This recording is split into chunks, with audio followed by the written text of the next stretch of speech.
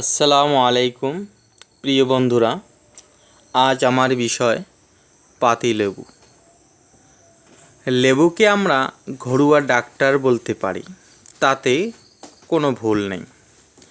তা আজ আমি আপনাদেরকে আমাদের ঘরোয়া ডাক্তার লেবুর বিষয়ে কিছু চিকিৎসা জানাবো।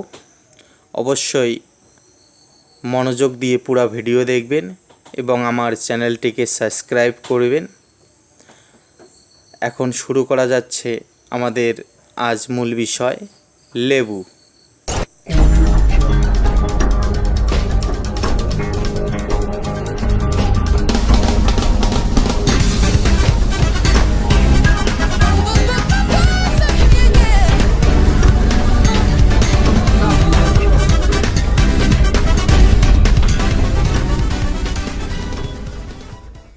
পাতিলেবু অন্য ফলের তুলনায় দেখতে ছোট হলে কি হবে, কার্যকারীর দিক থেকে লেবুর কোনো তুলনা নেই।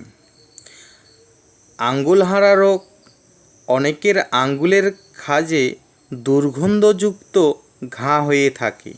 এর জন্য লেবু পাতা পিষে লবণ মিশিয়ে ক্ষত স্থানে লাগাতে হবে, তাহলে এর উপশম ঘটবে। পাগলা কুকুর কামড়ালে লেবুর রসের সঙ্গে চন্দন চূর্ণ মিশ্রণ তৈরি করে কুকুরের কামড়ানো ব্যক্তিকে পান করাতে হবে।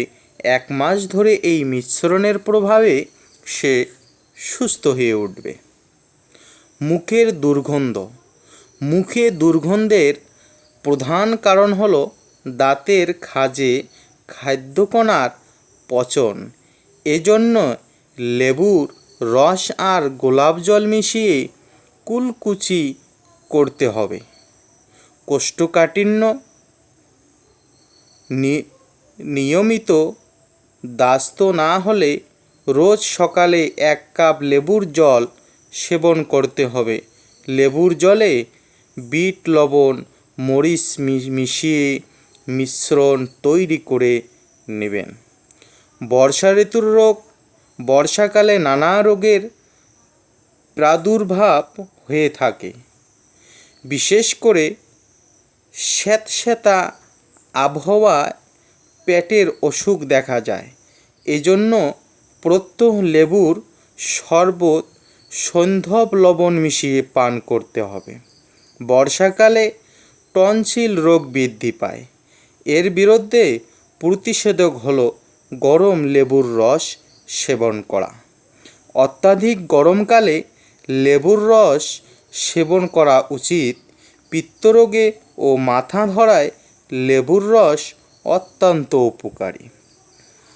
হৃদরোগ, পিত্তকাঠিন্য রোগে লেবু সেবন করা উচিত। গরম জলে লেবুর রস মিশিয়ে পান করলে টনসিল, কফ, মুখের দুর্গন্ধ দূর হতে পারে। গরমের রোগ। গরমে অত্যাধিক পিপাসা পায়। এই সময়ে বারবার লেবুর শরবত পান করতে হবে। লেবুর রসে এমন দ্রব্য আছে যাতে আমরা গরমের ক্লান্তি দূর করতে পারি, অর্থাৎ শরীরে নতুন শক্তি আসে।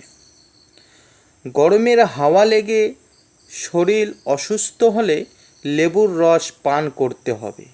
তাছাড়া ঘামাচি হলে এটি অত্যন্ত কার্যকারী হয়ে থাকে। ঘামাচিতে আক্রান্ত ত্বকে বারবার লেবুর রস জলসহ প্রয়োগ করতে হবে। চুল পড়া। অকারণে মাথার চুল উঠে গেলে গোড়ায় লেবুর জল দিতে হবে। এই ম্যাসেজের ফলে চুলের শ্রীভাব ঘটবে এবং চুল পড়া বন্ধ হয়ে যাবে। যদি জিভায় ঘা হয় তাহলে এই লেবুর রস দিয়ে জিভাটাকে ধুয়ে নিতে হবে এবং পরপর মধু ব্যবহার করতে হবে। জিভার ঘা ভালো হয়ে যাবে। এমন বহুত উপকার আছে যেগুলো আমরা লেবুর মধ্যে পাই, এছাড়া অন্য ফলে এমন উপকার হয় না, সেই জন্যে একে ঘরোয়া ডাক্তার বলা হয়েছে।